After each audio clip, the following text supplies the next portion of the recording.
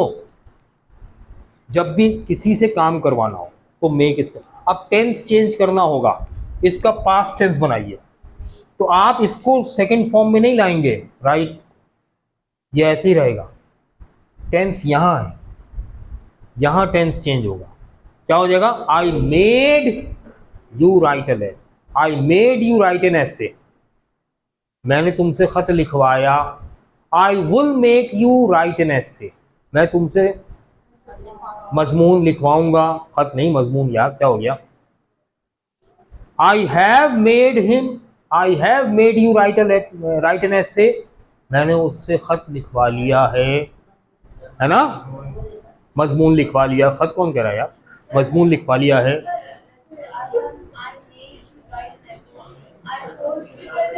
नहीं, अब by force नहीं हो रहा काम, बाय फोर्स नहीं हो रहा, लाजमी नहीं है, जैसे मैं क्लास में अगर आपसे कुछ लिखवा रहा हूं तो बाय फोर्स थोड़ी लिखवा रहा हूं, बाय फोर्स तो नहीं लिखवा रहा ना, तो इसीलिए पॉजिटिव वर्ब इस्तेमाल हो रहा है।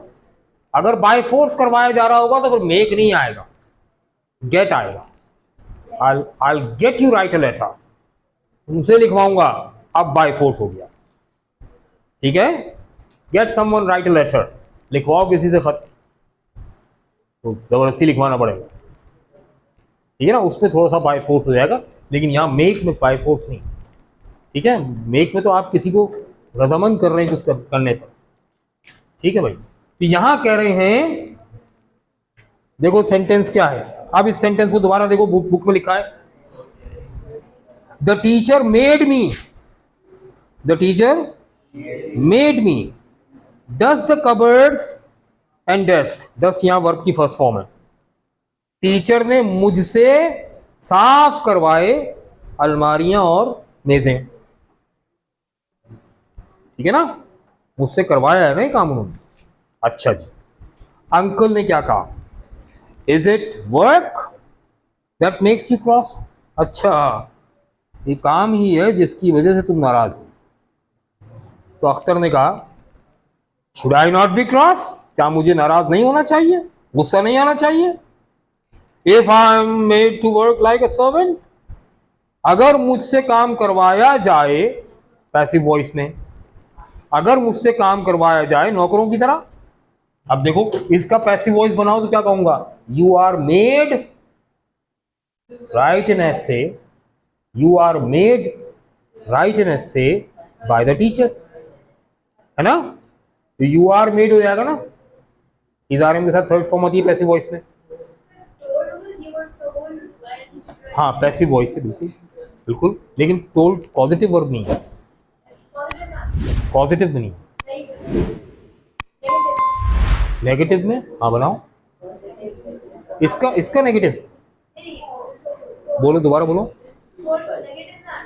नहीं नहीं, टोल्ड तो एक्शन वर्ब है ना, पॉजिटिव वर्ब नहीं है, ठीक है, उसमें तो कहा गया है, कहना एक्शन है, लेकिन यहाँ मेक का मतलब तो बनाना होता है, लेकिन इसके यहाँ ये मीनिंग है ही नहीं, बल्कि देखा जाए तो मेक के तो कोई मीनिंग ही नहीं है सेंटेंस में, मेक यूज क्यों हुआ है, सिर्फ इसलिए यूज हुआ है ताकि राइट के मीनिंग हो, लिखना नहीं, लिखवाना, पॉजिटिव वर्ब के अपने कोई मीनिंग नहीं होते, ठीक है, राइट, टोल्ड के तो अपने मीनिंग है। अच्छा अब देखिएगा, did your teacher do anything himself, did your teacher do anything himself, क्या तुम्हारे टीचर ने खुद कुछ किया, अख्तर ने कहा यस ही डिड, हाँ उन्होंने भी किया, after taking out the desk and chairs, जब सारी मेजें और कुर्सियां बाहर निकाल ली गईं, the teacher swept the room, teacher ने क्या किया, कमरे की झाड़ू दी, स्वीप का मतलब झाड़ू देना, और स्वीप की सेकंड फॉर्म क्या है, swept, and emptied the dustbin, और डस्टबिन खाली किया, ठीक है, even the headmaster clean the bathroom, यहां तक कि हेडमास्टर साहब ने तो बाथरूम साफ किया, ऐसे हेडमास्टर थे, which made us all feel ashamed, जिसकी वजह से हम सबको शर्मिंदगी महसूस हुई, ठीक है, हमें महसूस हुई ना शर्मिंदगी, प्रिंसिपल जब बाथरूम साफ करेंगे तो शर्मिंदगी हमें महसूस होगी। अंकल इनायत ने कहा, is it a matter of shame to clean what we make dirty? भाई जिस चीज को हम खुद डर्टी करते हैं, गंदा करते हैं, उसे साफ करना क्या शर्मिंदगी का मामला है? इसमें क्या शर्मिंदगी का मामला है? अख्तर ने कहा, पर think of a gentleman cleaning the bathroom. लेकिन जरा सोचिए, एक जेंटलमैन बाथरूम साफ कर रहा है। Shouldn't the sweeper do it? क्या ये काम स्वीपर को नहीं करना चाहिए? स्वीपर किसे कहते हैं? झाड़ू देने वाला, स्वीपर। इसके लिए कोई लफ्ज है आपके पास? हाँ भाई, स्वीपर को उर्दू में क्या कहते हैं? नहीं, ये तो लफ्ज बताओ, लफ्ज। धोबी, स्वीपर को धोबी। अल्लाह अकबर। जमादार, जमेदार या जमादार। अच्छा, और कोई वर्ड? और कोई वर्ड?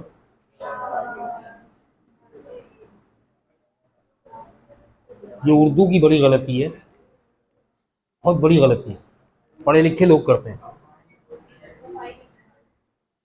लफ्ज,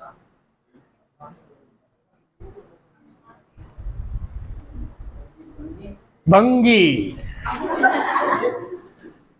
हाँ, क्या हुआ? ये लफ्ज इस्तेमाल नहीं होता क्या, भंगी? अब जरा तवज्जो रखना मेरी बात पर, तवज्जो सुनना भाई। हमारा अलमिया ये है, this is the dilemma of our society. हमारा अलमिया ये है कि हमें कोई एक जुबान भी नहीं आती, कोई एक लैंग्वेज भी नहीं आती, ना उर्दू आती ना इंग्लिश आती। अब सुनो बेटे, जमादार आपको पता ही नहीं, कलेक्टर को कहते हैं भाई,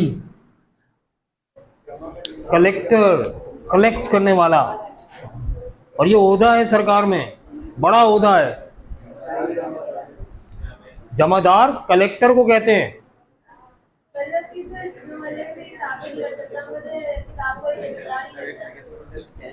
बिल्कुल, कलेक्टर है, लेकिन हमारे यहाँ तो झाड़ू देने वाले को जमादार कहते हैं, हालांकि वो तुकी नहीं है।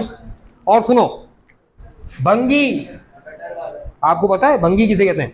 भंग पीने वाले को, जैसे चरसी, चरस पीने वाले को कहते हैं भंगी, कहते हैं भंग पीने वाले को, जो भंग का नशा करता है। भंग पत्ते होते हैं, उन पत्तों को पीस कर और उस दूध के शरबत में मिला के पीते हैं लोग, नशा होता है। भंग पीने वाले को भंगी कहते हैं भाई। होता है उसमें, उसके अंदर होता है नशा। तो अब सुने गौर से बेटे, अब मैं लफ्ज बता रहा हूं आपको। स्वीपर के लिए जो लफ्ज इस्तेमाल होता है उर्दू में, स्वीपर के लिए जो उर्दू में लफ्ज इस्तेमाल होता है वो ये है, मेहतर। इसे मेहतर कहते हैं जी, मेहतर। हमें तो उर्दू भी नहीं आती ना, असल मसला ये है, सुन सुन के सीख रहे होते हैं। हाँ, रख दो किसी का भी नाम। मेहतर कहते हैं स्वीपर को, झाड़ू देने वाले को, गंदगी साफ करने वाले को, गंदगी उठाने वाले को मेहतर कहते हैं। ना भंगी कहते हैं ना जमादार कहते हैं।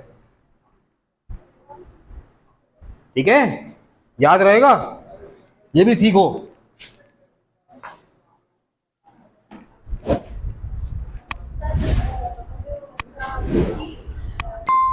भंग पीने वाला, हाँ, who uses भंग। भंग को इंग्लिश में ही भंगी कहेंगे, इसलिए कि ये इंग्लिश यूरोप में नहीं होता है, सिर्फ हिंदुस्तान में पाई जाती है चीज। हाँ, जो चीज वहां होती नहीं उसके लिए इंग्लिश कहां से लाएंगे? ठीक है ना। एडिक्ट ऑफ भंग, इसको कहेंगे एडिक्ट, एडिक्ट ऑफ भंग। आप सुने,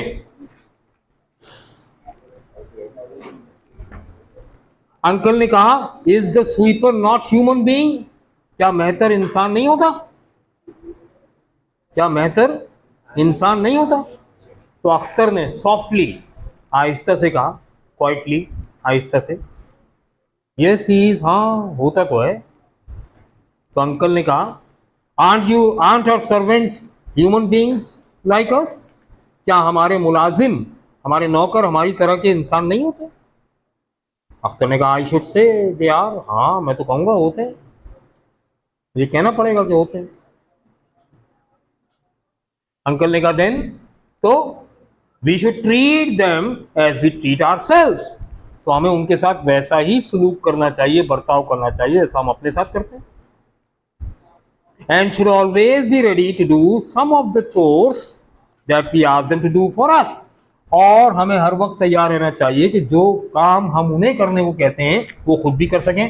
बेटा ये वर्ड इस्तेमाल हुआ चोर्स, हाउस, हाँ house hold work, house hold work को कहते हैं चोर्स। घर के जो कामकाज है ना, घरेलू कामकाज, बर्तन झाड़ू वगैरह, इन्हें कहते हैं चोर्स। ठीक है, क्या कहते हैं? चोर्स। अच्छा दो लफ्ज है, एक लफ्ज ये भी सुना होगा आपने,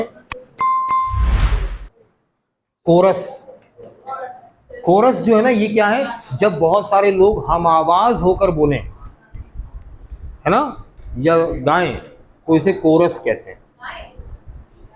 गाने, वो गाए नहीं, अगर 2 3 4 5 लोग मिलकर हम आवाज होकर कुछ कहें या कुछ सुनाएं तो कहलाएगा कोरस।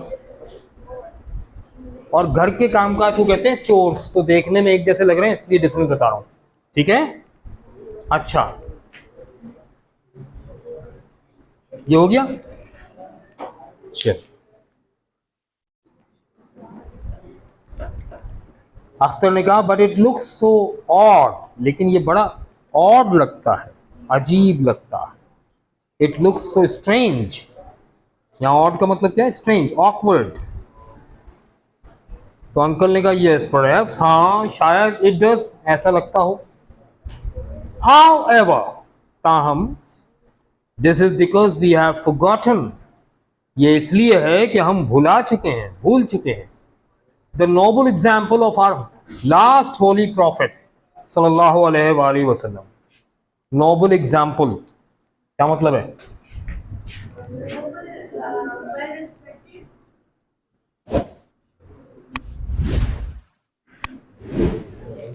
बेटे एग्जाम्पल का मतलब है मिसाल।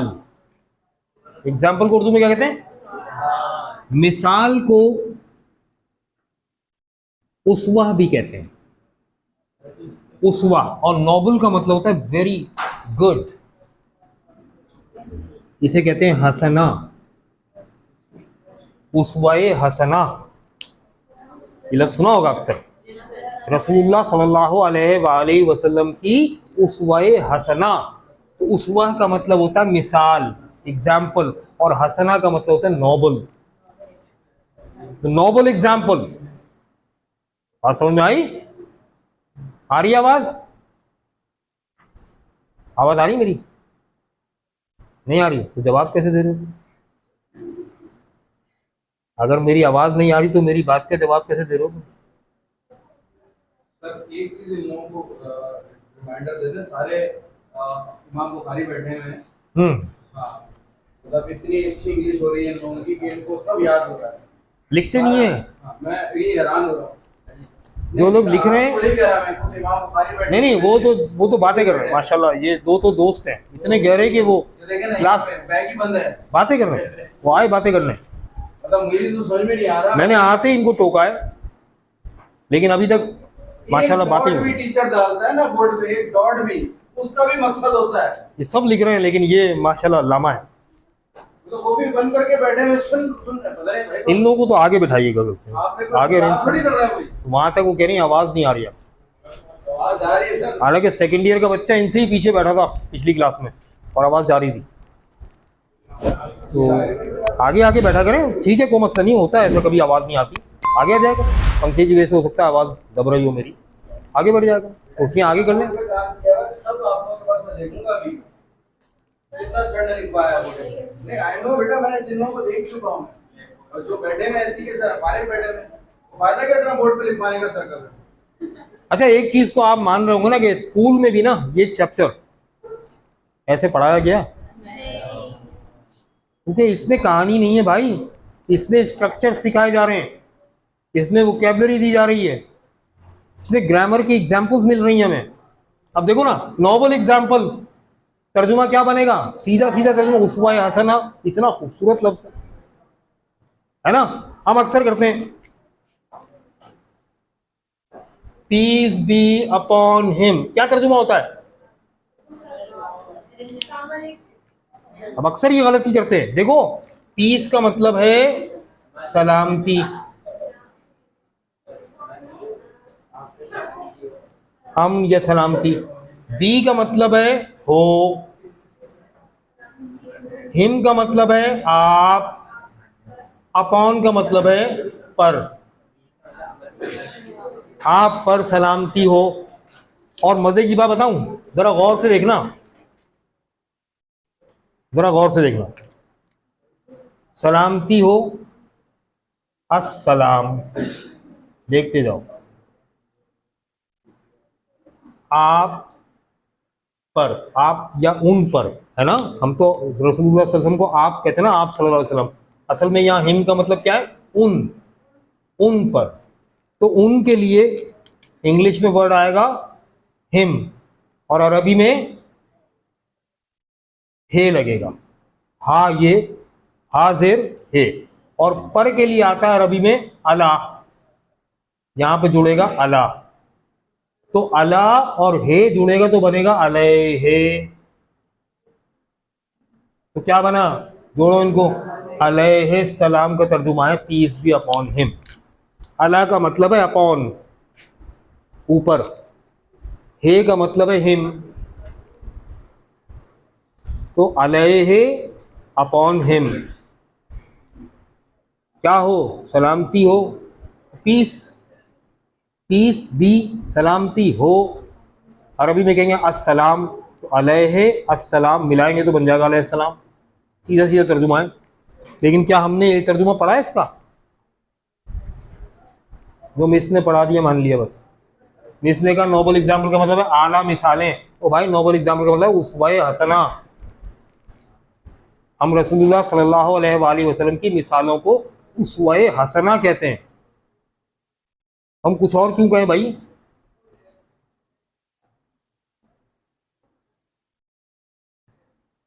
ठीक है।